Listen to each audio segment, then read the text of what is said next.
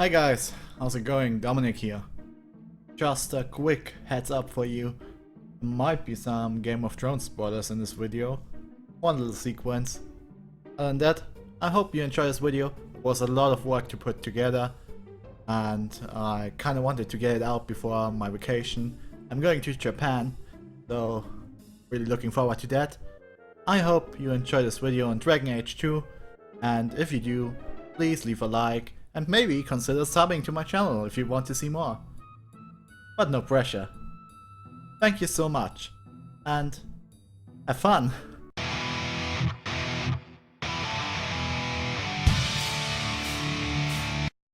Lately I'm on this weird trip playing games that are really flawed and critically slandered. So I just put in Dragon Age 2, and this game, good at Dragon Age 2, you can see where it went wrong, like you don't have to be a game designer to fix this mess. It's going to be about consequences, a game about making hard decisions. Hunters. Stop right there! You are in possession of stolen property.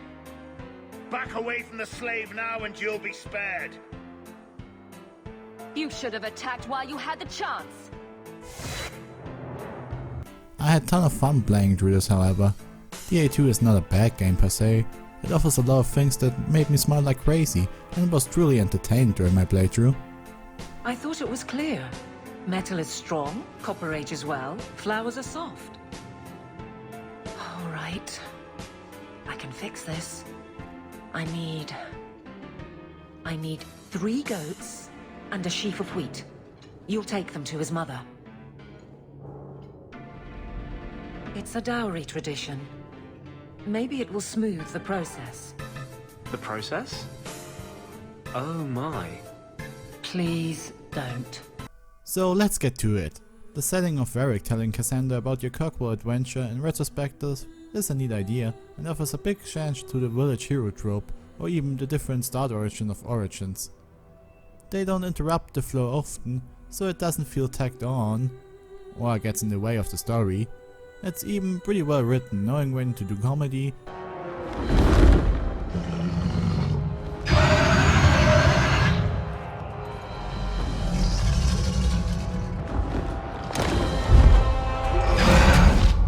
Bullshit. That's not what really happened. Does that not match the story you've heard, Seeker? and when to be serious. No problem here. I came to hear the truth. What makes you think I know the truth? Don't lie to me. You knew her even before she became the champion. What is a problem, however, is the actual gameplay opening. The Hawk family is on the run from the orcs, White Walk, Darkspawn, that's it. At the time the first game takes place. Oh, okay, so you're showing me how normal people suffered while I, the hero, solved the problem? Oh yeah, that's interesting. No, just fight the same 4 orc models like it's nothing. Okay, you get to fighting somehow. I mean, Origin had like 30 minutes of just living in the world, get to know stuff. But let's get to fighting. Who cares about lore stuff? Just one question, Bioware. Why am I on a mud-colored mountain with nothing going on around and just a straight line to walk? That's kinda a bit less exciting than serialized civilization in Origins. This isn't the old start the game with a bang, it's starting the game with a wet fart. That's something different. Broke new ground. Who wants to storm the beaches of Normandy when you can just run along barely textured roads? Okay, you create your Hawk avatar and talk with your family. Well, I'm sure they will carefully create a strong feeling of family bond in this Dragon Age game.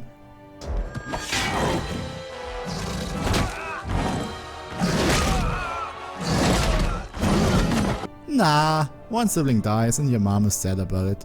I'm not, because I knew these people for 120 seconds, but I gotta get this thing moving somehow.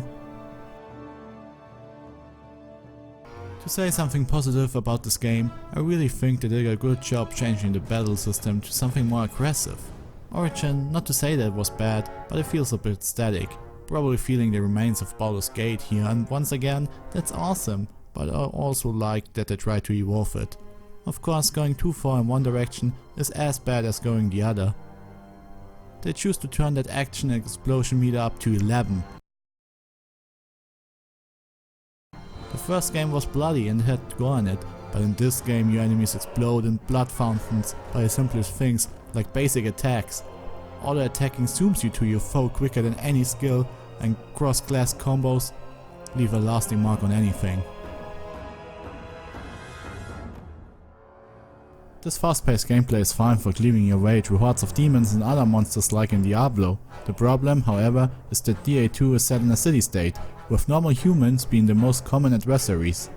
Now, in order to make fighting feel fast, you need a rather quick kill time for mobs, but you don't want to trivialize the encounter. So you normally have one elite mob with a lot of health, one or two enemies with some amount of health, and quickly add a lot of mobs that are dying in seconds to give you the feeling of actually progressing in the fight. Even though the fight will end till you kill all the elite enemies with big health pools. Wait, you're not thinking of bringing feelings into this, are you? And we were able to take them in some pretty wildly different directions, from virginal girl next door to crazy up against the wall. Let's have it on right here. From virginal girl next door. So after that strange intro, your not so happy family washes ashore and you find yourself in the harbor of the free city-state of Kirkwall. The vibe the devs were going for is pretty straightforward. The end goal was to create an iconic high fantasy city akin to Minas Tirith, Stormwind or King's Landing.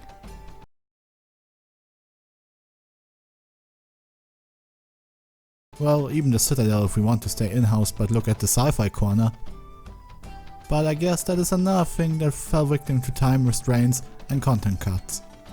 Kirkwall is ugly, boring and unfinished. The most, and in my opinion only, interesting thing is that it used to be a slaver city. Cause mages are slaves, get it? And your party official hangout spot, a bar almost nothing happens in. Well, the refugees from your homeland have to wait forever to even get a chance to get into the city, as they simply don't have the capacity for all these people. Fear not, as you met Gamlan, your deadbeat uncle who coincidentally lost all the riches and property of your family that was once a noble family of the city. On your mother's side, that is. Without coin or influence, he at least has a deal for you. You're either recruited by a thief guild or a band of mercenaries to work for them for a whole year in exchange for passage into Kirkwall. In any other game this would probably be the opening, complete with a tutorial showing you a city and get you acquainted with the major characters or merchants in it. Well no, you skip all that to get to the real first act of the story, and yeah, it really feels like everything up to this point was kinda pointless in a story about your rise to power. The voyage is over. We'll see what happens when this debt is repaid. If only Carver were here with us. And Wesley.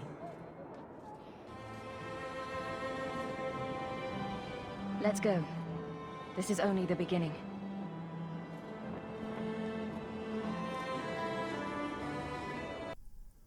To get out of the ghetto, you gotta make cash.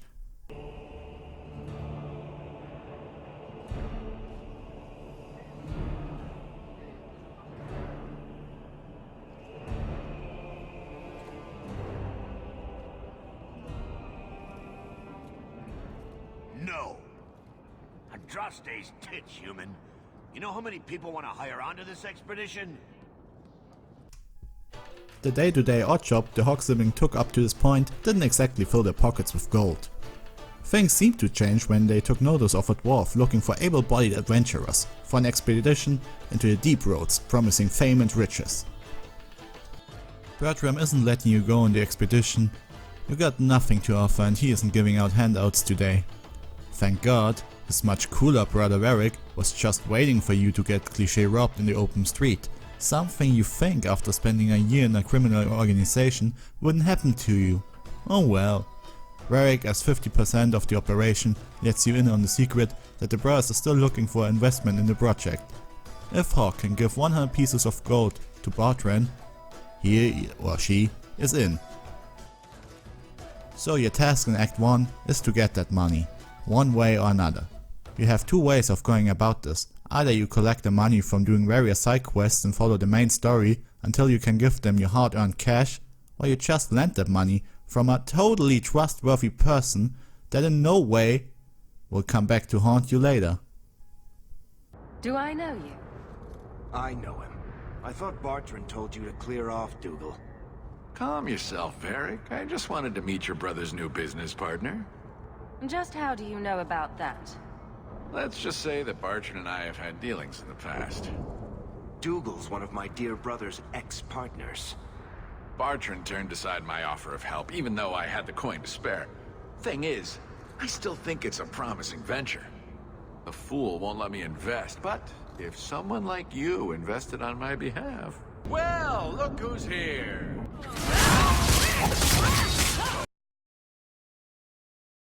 The road to get there is interesting enough, with things to do like helping your friend Evelyn bring down the corrupt guard captain, raiding the house your uncle gambled away, delivering a dark magic amulet for the nice dragon lady,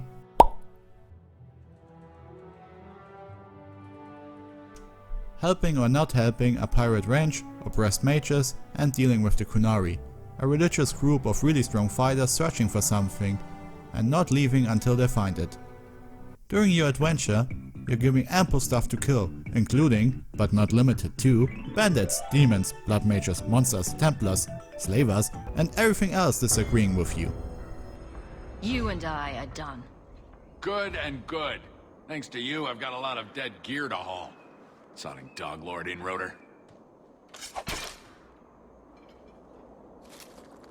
In my opinion, the writing, the side quest, talking to your friends, and the main quest is pretty varied and entertaining. I've little reward to offer you, champion, but perhaps this will serve as a token of my thanks. My dear Isabella, it has been a delight to see you again. You travel in fine company.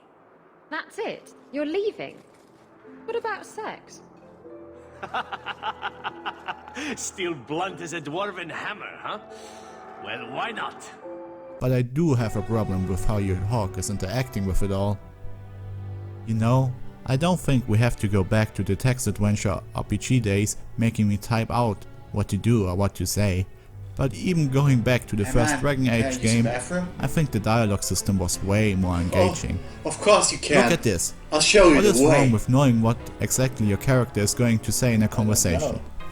Mass Effect certainly started the trend of not knowing what the outcome of a dialogue choice will be. How And this about you here ask me that takes the again? cake. I dare Blue, you. purple and red are good, sarcastic or bad are your options to interact with the world. If you're lucky, you get the options to ask some questions or even get special dialogue like bribing or asking a party member for help. But that's what it boils down to. Imagine it would be like this in the real world.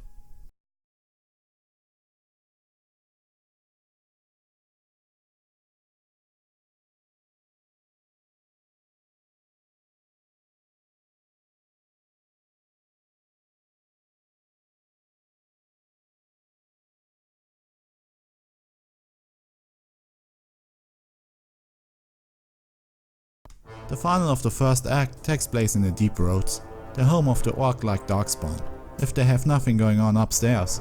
Your little group is searching for a treasure. Along the way you meet some familiar faces, and you get really, unsurprisingly, betrayed.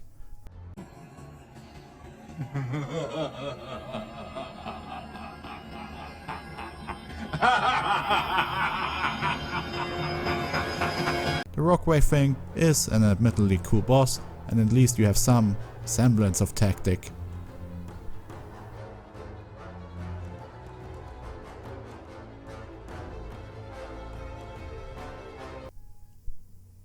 One business partner less, you get big treasure for your trouble.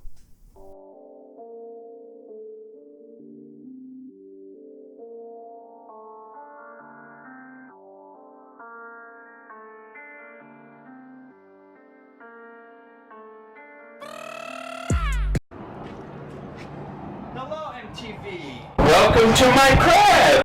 Oops, I totally forgot about your sister dying if you bring her with you. Well, that is if you don't have Anders in your party to turn her into a Grey Warden. Via magic, blood magic or something, I don't know. Just let her stay at home and chill. Well, she'll be captured by the Templars, but that is not as bad as dying, I guess. The game kinda tricks you in doing this. That sucks, but at least it's a bit different each time you do it, so... Well, Bethany never really is a real party member. So, get used to it? I don't know what they wanted with this. Kinda seems cheap.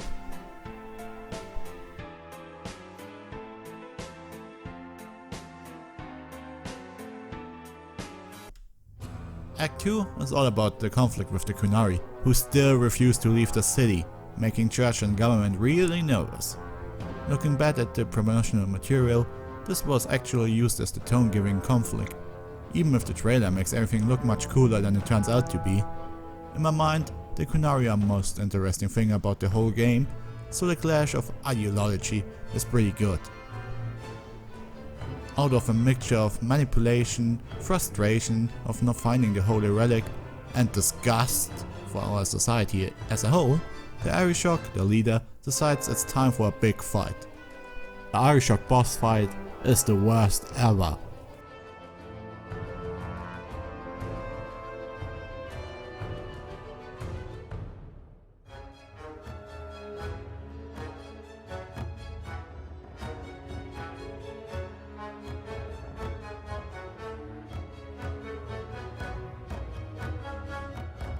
For your role in saving the city, you're declared champion of Kirkwall, because you're such a big hero person. The champion killed the Arishok in single combat?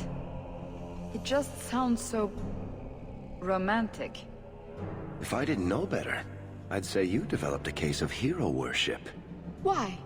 Because I have respect for a woman who built herself from nothing?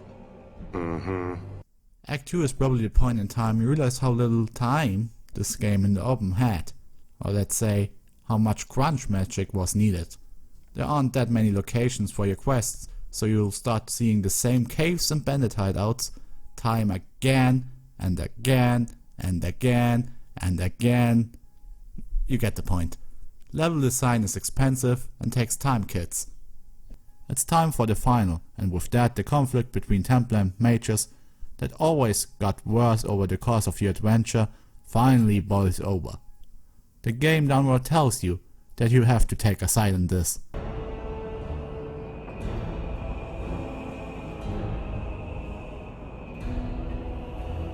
You're both at fault here.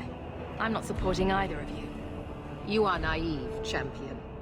You will find that not everyone bows to your will, Knight Commander. Personally, I don't think the conflict is that interesting, and frankly speaking, I think we had enough of it in Origins. Now that I think about it, the Mages Templar thing is more an excuse to get the actual bad guy in the third game.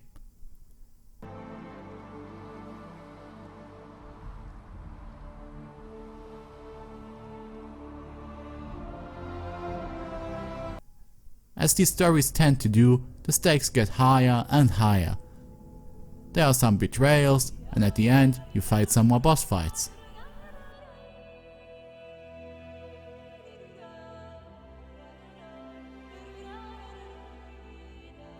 And that's that.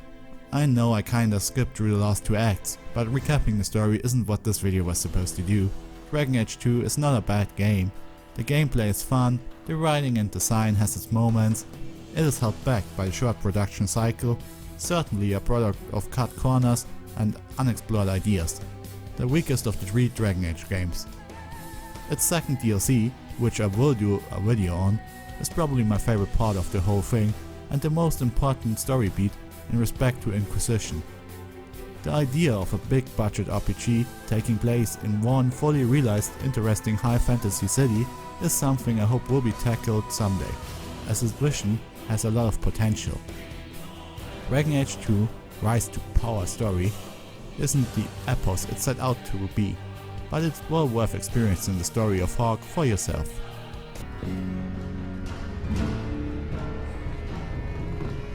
And there are men who embrace destiny and do not show their fear.